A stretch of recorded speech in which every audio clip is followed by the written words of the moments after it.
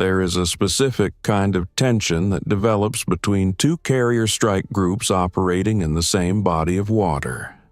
It is not the tension of proximity in the ordinary sense, because the South China Sea is large enough that two carrier groups can occupy it simultaneously without ever coming within visual range of each other. The tension is informational.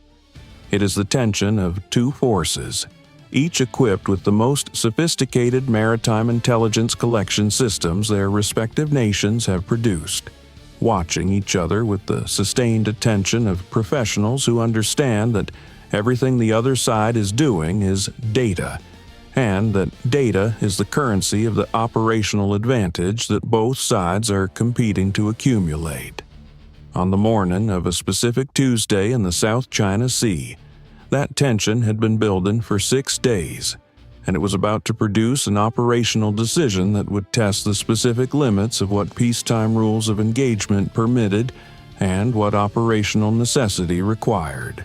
The Shandong had been operating in the central South China Sea for 9 days. She was the People's Liberation Army Navy's second aircraft carrier, larger than her predecessor, and more capable in the specific ways that a second-generation platform reflects the lessons learned from the first. Her air wing was embarked and active. Her strike group of escorts, 2 Type 055 destroyers and 2 Type 052D destroyers, maintained their positions around her in a formation whose geometry the E-2D Hawkeye crew, orbiting 60 miles to the east, had been mapping and cataloging with the methodical precision of a team that understood their product was not simply surveillance. It was a technical database. Every patrol pattern, every radar emission cycle, every communications frequency rotation, every air defense coverage gap that the escort formation's geometry created at specific relative positions. All of it was being recorded, time-stamped, and transmitted to the intelligence architecture that was processing it in near real time from a facility that would never appear in the Shandong's radar picture. The USS Carl Vinson had been operating in the eastern South China Sea for 11 days, keeping a distance from the Shandong's group that the relevant protocols defined as appropriate for two forces conducting concurrent operations in international waters.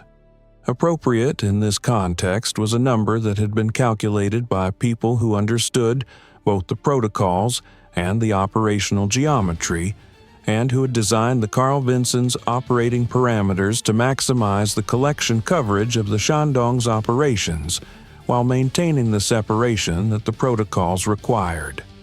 The Carl Vinson's air wing had been flying continuous reconnaissance missions, using the FA-18Fs in their intelligence-gathering configuration and the E-2D in its extended orbit role to build a picture of the Shandong strike group that was growing more precise with each successive mission cycle. What the collection effort had been building toward over 9 days of patient, methodical data accumulation was a specific technical product. The Shandong's air wing had been flying its J-15 fighter aircraft on a rotation cycle that the Carl Vinson's intelligence team had been analyzing with increasing interest. The J-15's radar emissions, its communications patterns during flight operations, and, most significantly, the electronic signatures of the targeting and weapon systems it was employing during its training sorties, had been collected at ranges and angles that the intelligence community's assessment team had characterized as unprecedented in their completeness. The Shandong's air operations team had been training hard. They had been flying complex multi-aircraft intercept profiles, surface strike profiles, and anti-ship missile engagement training sequences. They had been doing this with the confidence of a crew that understood they were in international waters, and that their activities, while observed, were within the accepted norms of carrier aviation training. They were right. Their activities were within accepted norms. and they were being read with a thoroughness that their own electronic warfare teams had not fully detected. Because the collection geometry the Carl Vinson's air wing was using was specifically optimized to stay outside the alert threshold of the Shandong's electronic support measure systems, while still being inside the collection envelope for the signatures being targeted. On the 6th day, the Shandong's operations team had changed their air wing training profile in a way that the Carl Vinson's intelligence analysis team had flagged within hours of the change becoming apparent. The J-15 sorties had shifted from the mixed training profiles that had characterized the first 5 days to a more specific and operationally concerning pattern. Sustained long-range overwater navigation profiles conducted in pairs on headings that the Carl Vinson's navigation team had plotted and replotted before presenting their conclusion to the admiral commanding the Carl Vinson strike group. The conclusion was not ambiguous. The headings, run forward from the J-15's observed departure points and transit speeds, described a set of approach profiles for a specific set of targets. The targets were not abstract. The targets were the maritime infrastructure nodes that supported commercial and military communications and logistics in the eastern South China Sea. The J-15 crews were not practicing intercepts. They were practicing strike profiles. And they were doing it with a regularity and a methodical refinement of their approach geometries that suggested the training was moving toward a readiness threshold. The Admiral had taken this assessment to the relevant command authority at 7:22 a.m. The assessment had moved through the command chain with the speed that a specific category of intelligence product achieves when the people reading it understand what they are looking at. By 9:14 a.m., a decision had been made and an authorization had been issued. The authorization was careful. It was specific. It was written by people who understood that the actions it authorized had to remain within the framework of accepted peacetime operations while achieving an operational effect that the framework was not designed to accommodate easily. The authorization described a series of actions. The actions were legal. Their cumulative effect was the point. The first action was the repositioning of the Carl Vinson strike group, not closer to the Shandong, sideways. A lateral repositioning that placed the Carl Vinson's formation in a new geometric relationship with the Shandong's formation, specifically one that changed the angular geometry of the E-2D's collection orbit relative to the Shandong's air wing operating area. The new geometry gave the E-2D a collection angle against the J-15's training sorties that it had not had in the previous 6 days. The Shandong's electronic warfare teams would see the Carl Vinson's repositioning on their radar picture. They would assess it as a routine operational adjustment. They would not assess it as a collection geometry optimization, because the optimization was subtle enough that detecting it required knowing what was being optimized, and knowing that required knowing the specific collection gaps that the previous geometry had produced. The Shandong's intelligence team did not know those gaps. The Carl Vinson's intelligence team did. At 10:47 a.m., the Carl Vinson launched its first mission package of the day. 4 FA-18Fs configured for extended range with external fuel tanks, and 1 EA-18G Growler, the electronic warfare variant whose presence in the mission package was not incidental. The Growler's mission in this specific configuration was not jamming. It was collection. The Growler carried a specialized signals intelligence suite that complemented the E-2D's coverage by operating at a different altitude and on different collection frequencies, creating a 2-node collection architecture whose geometric diversity produced a quality of targeting data on the Shandong's escort formation radar systems that a single collection platform could not achieve. The FA-18Fs flew their standard reconnaissance track, staying within the bounds of the airspace geometry that the relevant protocols defined as appropriate. The Growler flew its own track, slightly inside the FA-18F's outer boundary, its crew working their collection systems with the focused concentration of specialists who understood that the data quality they produced today would inform operational decisions that might need to be executed on very short notice. The Shandong's Combat Air Patrol responded to the Carl Vinson's mission package in the way it had responded to previous mission packages. 2 J-15S were launched and positioned to shadow the FA-18Fs at a range that the Shandong's operations team assessed as appropriate for a defensive cap posture. The J-15 crew's behavior during these shadow operations had been consistent across the 6 previous days. Professional, within accepted norms, maintaining the separation that the protocols required while conducting the observation that the protocols permitted. The Carl Vinson's F/A-18F crews had worked with shadowing aircraft before. They knew how to fly their mission while being watched by people who were very good at flying. What changed at 11:33 a.m. was the Shandong's response to the Growler. The Shandong's electronic warfare team had detected the Growler's collection emissions at 11:28 a.m. Their detection had taken 5 minutes from the moment the Growler's collection systems had come online in their current configuration, which was faster than the Carl Vinson's intelligence team had estimated the Shandong's detection capability. The Shandong's operations team had responded to the detection by launching 2 additional J-15S, configured differently from the standard CAP aircraft. These 2 aircraft carried external jamming pods. Their mission, as their equipment load made clear, was not to shadow the Growler. Their mission was to suppress its collection. The 2 J-15S moved to a position that placed them between the Growler and the Shandong's escort formation, and at 11:38 a.m. they activated their jamming systems. The effect on the Growler's collection was immediate and significant. The frequency ranges that the jamming covered were specifically the ranges that the Growler's collection suite was most actively working.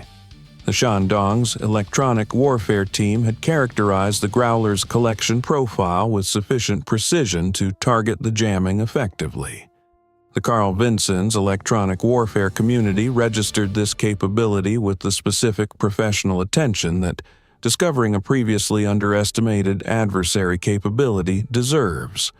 The Growler's crew noted the jamming's characteristics in their collection record. Even jammed, the jamming itself was data. The Growler's electronic warfare officer had a response option available to him. The option was within his mission authorization. He activated it at 11:41 a.m. The Growler shifted its collection to a secondary frequency set that the jamming did not cover and simultaneously activated a low-power deception emission on the primary frequency set. The deception emission replicated the signature of a collection system that had been defeated by the jamming, presenting the Shandong's electronic warfare team with an indication that the jamming had worked. The indication was false. The Growler was still collecting. It was collecting on different frequencies, at different sensitivity settings, against different elements of the Shandong formation's electronic architecture.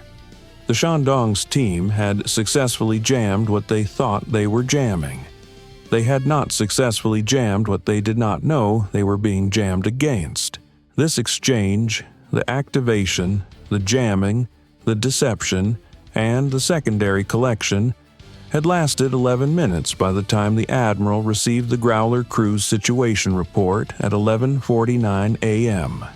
He had read it in the specific way that an admiral reads a report from a crew that has just done something technically precise under operational pressure and has produced a result that exceeds what the mission planning had expected. He forwarded the relevant elements to the collection analysis facility with a priority flag. The facility's response to the priority flag was to redirect 3 analysts from their current tasking to the Growler's secondary collection product. The secondary collection product, it turned out, contained something that the primary collection had not been positioned to acquire. The Shandong's Type 055 escort destroyers had activated a specific fire control radar mode during the jamming exchange, a mode that the Carl Vinson's intelligence team had not previously collected at the angular geometry that the Growler's secondary collection position provided. The mode's signature was now in the collection record with enough completeness to allow a technical characterization that the relevant defense systems programs had been requesting for months. The Shandong had tried to protect its electronic architecture. In doing so, it had revealed more of it than it would have revealed if it had simply let the Growler collect undisturbed. At 12:14 p.m., the FA-18Fs on the reconnaissance track reported a behavior change in their shadowing J-15S. The 2 J-15S that had been maintaining the standard shadow distance had closed to a tighter range than the protocol specified as appropriate. Not dramatically, not aggressively, but measurably.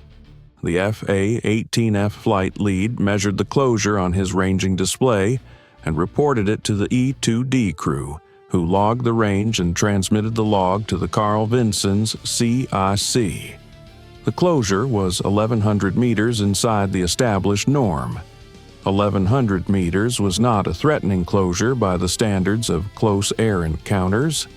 It was a deliberate choice by the J-15 crews to make a specific point with a specific degree of precision. The point was that the Shandong's operations team had noted the Growler's deception and had decided to communicate their displeasure through the most available and deniable channel: the range of their shadowing aircraft.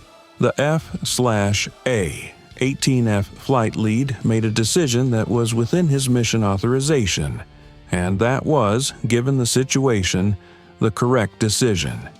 He adjusted his formation's track, not away from the J-15S. He brought his formation to a heading that increased the angular separation between his aircraft and the Growler, reducing the visual and radar association between the 2 elements of the mission package. The adjustment was subtle enough that the J-15 crews, watching the FA-18Fs from their shadow position, would see it as a routine track adjustment. The E-2D crew, watching from altitude, would see it as the tactical geometry improvement it was. The FA-18F flight lead transmitted his reasoning to the E-2D in a brief exchange on their tactical frequency. The E-2D crew acknowledged. The adjustment held. The J-15 shadows returned to their standard distance at 12:23 p.m. The Growler continued its secondary collection until 1:07 p.m., when its fuel state required it to return to the Carl Vinson for recovery.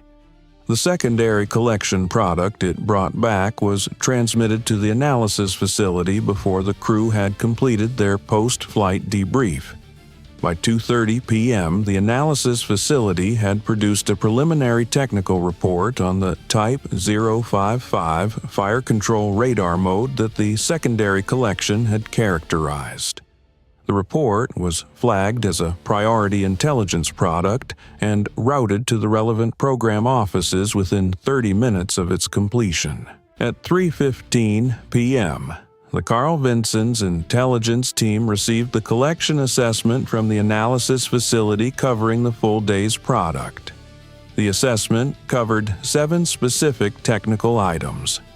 4 of them were refinements of existing intelligence on systems the community had been collecting against for years. 3 of them were new characterizations of systems whose previous collection had been insufficient for the technical analysis the program offices required. All 3 new characterizations had been produced by the secondary collection that the Growler had been conducting, while the Shandong's electronic warfare team believed they were jamming it. The Shandong's operations team transmitted their own assessment to Plan Headquarters at 4:47 p.m. The transmission was encrypted. Its content was not available to the Carl Vinson's intelligence team, but the behavior pattern that followed the transmission was available, because behavior in the electromagnetic and physical environment is always available to a collection architecture that is watching. What the Shandong's formation did in the hours after the transmission was instructive. The Type 055 destroyers modified their radar emission cycles. The J-15 cap rotation increased its altitude. The Shandong herself altered her operating area by 12 nautical miles to the southwest. These were the behaviors of a formation that had assessed the day's collection exchange and had concluded that their electronic security posture required adjustment. The adjustments themselves were data. Every adjustment told the Carl Vinson's team something about what the Shandong's team believed they had revealed, and what they believed they had revealed was, in its own way, a map of what the Carl Vinson's collection had actually achieved. The Shandong's strike group continued its operations in the South China Sea for 3 more days before turning northwest on a transit heading that the Carl Vinson's navigation team assessed as a return to her home port operating area. The J-15 training sorties had continued during those 3 days, but their character had changed. The long-range over-water strike profiles that had prompted the authorization on Day 6 had been replaced with a more mixed pattern of intercept training and short-range surface strike work. The specific readiness threshold that those profiles had been approaching had not been reached. Whether the change reflected a deliberate operational decision by the Shandong's air wing or a scheduling shift unrelated to the collection exchange was not something the Carl Vinson's intelligence team could determine with certainty. What they could determine was the outcome. The profile that had prompted concern was no longer being flown. The Carl Vinson maintained her operating area in the eastern South China Sea for 4 more days after the Shandong's departure, continuing the routine of collection and assessment that the 11-day operation had established. The E-2D flew its orbits. The FA-18Fs flew their reconnaissance tracks. The Growler flew its collection missions, now without the jamming response that had produced the most significant technical product of the entire operation, because the platforms that had generated that response were no longer in the collection area. What the 11 days had produced was not a dramatic confrontation. It was a technical library, a collection of radar mode signatures, communications pattern characterizations, and electronic warfare capability assessments that the relevant program offices had been requesting for months and, in some cases, years. The library had been built through legal, authorized operations conducted in international waters under the accepted frameworks of peacetime maritime operations. It had been built by an E-2D crew that had flown long orbits with patient attention, by F/A 18F crews that had maintained their mission profiles under shadowing and interference with professional discipline, and by a Growler crew that had converted a jamming attack into the most productive 11 minutes of collection in the entire 11-day operation. The South China Sea held its traffic. The commercial shipping moved through its lanes. The coral formations that had been disputed for decades remained where they had been. And in a collection archive that would inform the design decisions of systems not yet built and the operational planning of contingencies not yet defined, a library of signatures and patterns and capabilities was growing more complete than it had been 11 days earlier, built by the patient, legal, professional work of a carrier strike group that had done what carrier strike groups do when the mission is not a strike, but a watch.